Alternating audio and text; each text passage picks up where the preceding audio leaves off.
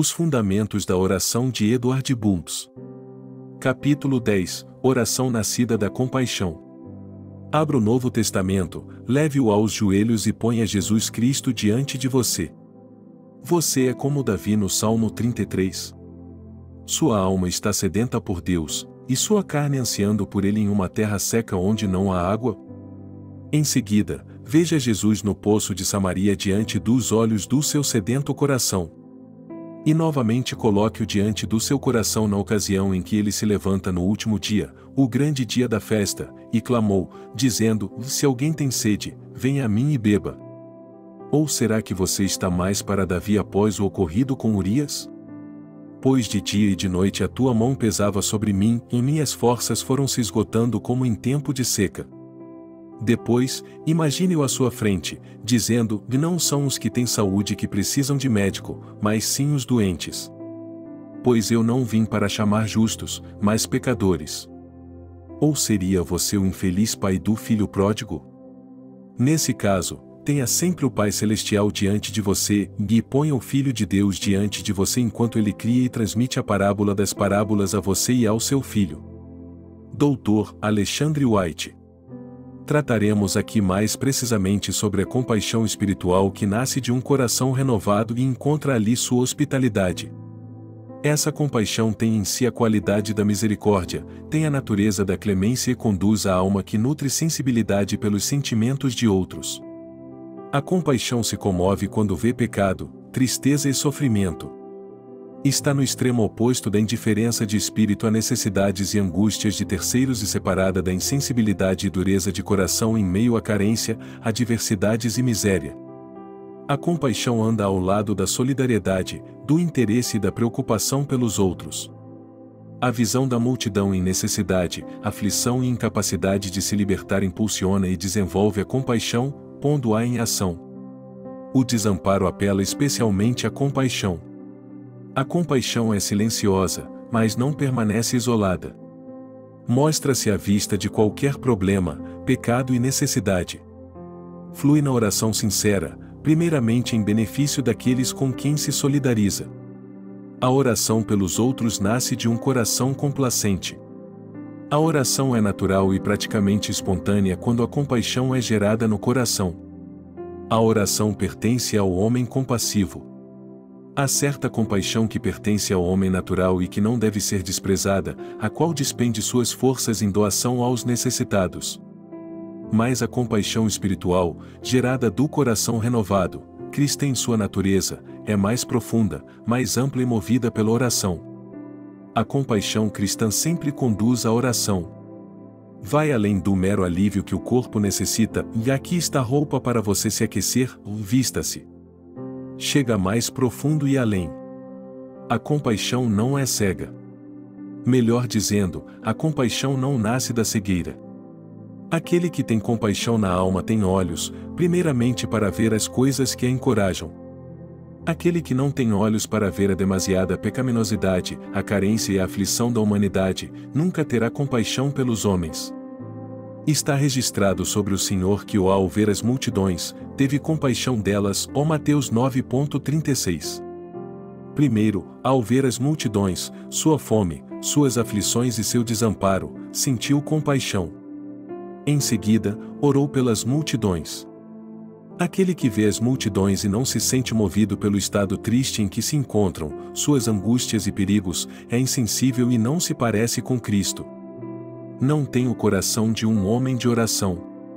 A compaixão nem sempre pode mover os homens, mas sempre é movida em direção aos homens.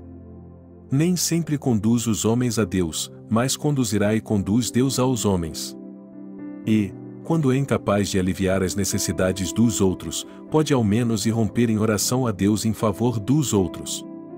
Nunca é indiferente, egoísta e indiferente para com outros. A compaixão por si só tem a ver com outros. O fato de as multidões serem como ovelhas sem pastor foi o que motivou a compaixão natural do nosso Senhor. Em seguida, a fome delas o moveu, e a visão dos sofrimentos e doenças agitou a piedade de seu coração. Pai de misericórdias, envia a tua graça, toda poderosa do alto, para formar em nossa alma obediente a imagem do teu amor. Que nosso coração comiserado, que conhece o prazer generoso, compartilhe gentilmente da alegria de outros, e chore pela aflição alheia. Contudo, compaixão não tem a ver apenas com o corpo e suas debilidades e necessidades. O estado aflito da alma, suas necessidades e perigos, todos apelam à compaixão. O estado mais elevado da graça é conhecido pela marca infalível da compaixão pelos pecadores. Esse tipo de compaixão pertence à graça e não enxerga somente o corpo do homem, mas seu espírito imortal, manchado pelo pecado, infeliz em sua condição sem Deus e diante do perigo iminente de estar perdido para sempre. Quando a compaixão observa o homem moribundo apressando-se ao tribunal de Deus, e rompe em oração pelos pecadores. Assim, a compaixão clama: mas minha compaixão se prova débil, e chora onde mais ama. Teu braço salvador usa, e transforma minhas lágrimas de tristeza em alegria. O profeta Jeremias declara o seguinte sobre Deus, explicando por que os pecadores não são consumidos por sua ira: graças ao grande amor do Senhor é que não somos consumidos, pois as suas misericórdias são inesgotáveis. Lamentações 3:22. E é essa qualidade divina em nós que nos faz semelhantes a Deus. O salmista descreve o justo que é classificado como bem-aventurado por Deus, é misericordioso, compassivo e justo. Salmos 112.4. Para encorajar os pecadores penitentes que oram, o salmista recorda alguns atributos surpreendentes do caráter divino: o Senhor é misericordioso e compassivo, paciente e transbordante de amor. Salmos 145.8. Não obstante, encontramos registrado diversas vezes que o nosso Senhor, enquanto estava na terra, foi movido por compaixão. Há alguma dúvida de que sua compaixão o levou a orar por aqueles que sofriam, pelos abatidos que cruzavam seu caminho? Paulo estava maravilhosamente interessado no bem-estar religioso de seus irmãos judeus, preocupava-se por eles, e seu coração nutria preocupação e compaixão por sua salvação, mesmo maltratado e intensamente perseguido por eles. Ao escrever aos Romanos, vemos como se expressa a esse respeito. Digo a verdade em Cristo, não minto, ou minha consciência o confirma no Espírito Santo, tenho grande tristeza e constante angústia em meu coração. Pois eu até desejaria ser amaldiçoado e separado de Cristo por amor de meus irmãos, os de minha raça, o povo de Israel. E Romanos 9.1-4. Que admirável compaixão é descrita por Paulo à sua própria nação.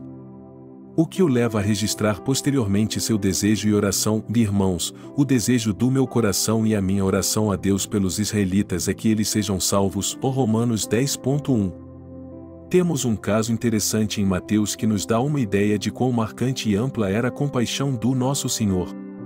Ao ver as multidões, teve compaixão delas, porque estavam aflitas e desamparadas, como ovelhas sem pastor. Então disse aos seus discípulos: a colheita é grande, mas os trabalhadores são poucos. Peçam, pois, ao Senhor da colheita que envie trabalhadores para a sua colheita. Romanos 9.36-38. A impressão que temos de afirmações paralelas é que nosso Senhor chamou seus discípulos de lado para descansar por um instante, exaustos que estavam pela excessiva carga sobre eles pelo incessante contato com o povo que ia e vinha e pelo exaustivo trabalho ao ministrar à imensa multidão. Mas as multidões o precederam, e, em vez de encontrar solidão no deserto, silêncio e repouso, encontrou multidões ansiosas que desejavam vê-lo e ouvi-lo e ser curadas. A compaixão moveu-o. A colheita madura precisa de trabalhadores. Ele não convocou tais trabalhadores de uma vez, por autoridade soberana, mas delega aos discípulos que recorram a Deus em oração, pedindo a Ele que envie trabalhadores para a colheita divina. Aqui temos a urgência da oração compelida pela compaixão do nosso Senhor. Trata-se da oração nascida da compaixão pela humanidade moribunda. A oração progride na Igreja para que trabalhadores sejam enviados à colheita de Deus. A colheita será desperdiçada e estragará se não houver trabalhadores, e estes devem ser escolhidos, enviados e comissionados por Deus. Mas Deus não envia tais trabalhadores à colheita sem oração. O fracasso dos trabalhadores deve-se à falta de oração. A escassez de trabalhadores na colheita deve-se ao fato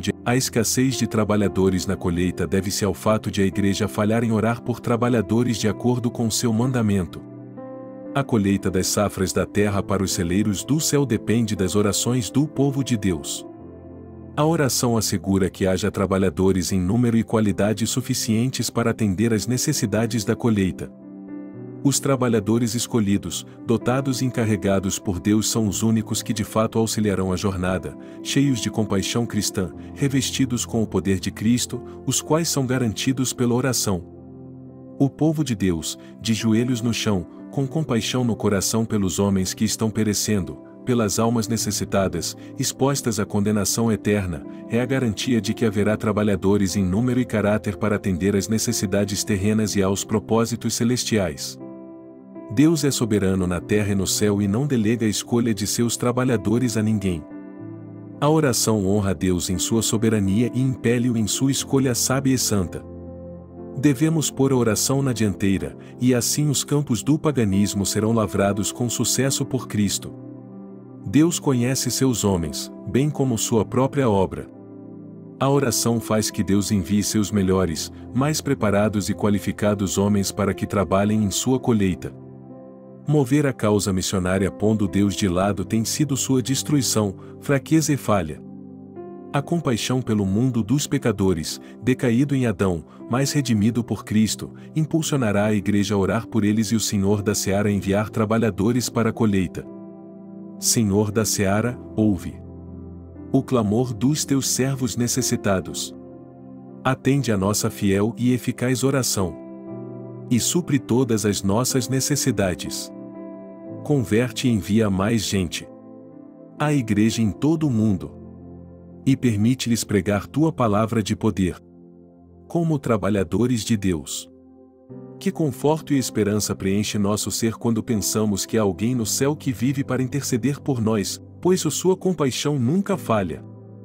Acima de tudo, temos um Salvador compassivo, que ou é capaz de se compadecer dos que não têm conhecimento e se desviam, visto que ele próprio está sujeito à fraqueza, ou Hebreus 5.2.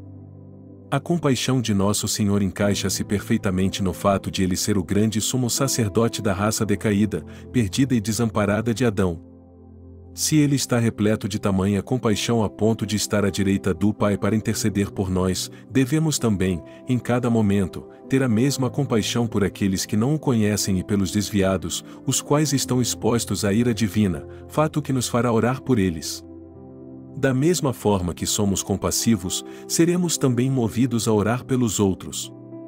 A compaixão não gasta suas forças dizendo simplesmente vista-se, mas nos move a dobrar os joelhos por aqueles que precisam de Cristo e de sua graça. O Filho de Deus em lágrimas. Os anjos preocupados veem. Fique atonita, ó minha alma. Ele derramou lágrimas por você. Ele chorou para que possamos chorar. Cada pecado exige uma lágrima. Somente no céu nenhum pecado será encontrado. Tampouco ali haverá choro. Jesus Cristo era completamente humano. Ao mesmo tempo que era o Filho divino de Deus, era também o Filho humano de Deus. Cristo tinha um lado eminentemente humano, e aqui a compaixão reinou. Foi tentado em todas as áreas como nós, porém sem pecado. Certa vez, a carne pareceu fraca com a forte pressão sobre ele, e como deve ter se encolhido em seu íntimo pela dor e pela dilaceração. Olhando para o céu, orou: Pai, livra-me desta hora. Com o Espírito ele se fortalece e se contém, e mais foi para esta hora que eu vim. Só quem seguiu o Senhor na tensão, na tristeza e na dor pode resolver o mistério encoberto nas palavras: o Espírito está pronto, mas a carne é fraca. Mateus 26.41. Tudo isso preparou o Senhor para ser um Salvador compassivo. Não é pecado sentir a dor e conhecer a escuridão do caminho ao que Deus nos conduz. É humano gritar pela dor, pelo terror e pela desolação daquela hora. É divino clamar a Deus naquela hora, mesmo se encolhendo: por esta causa foi que vim ao mundo. Devo cair na fraqueza da carne? Não. Pai, glorifica teu nome. Quão fortes nos faz, e quão verdadeiros, saber que temos uma estrela polar que nos guia à glória de Deus.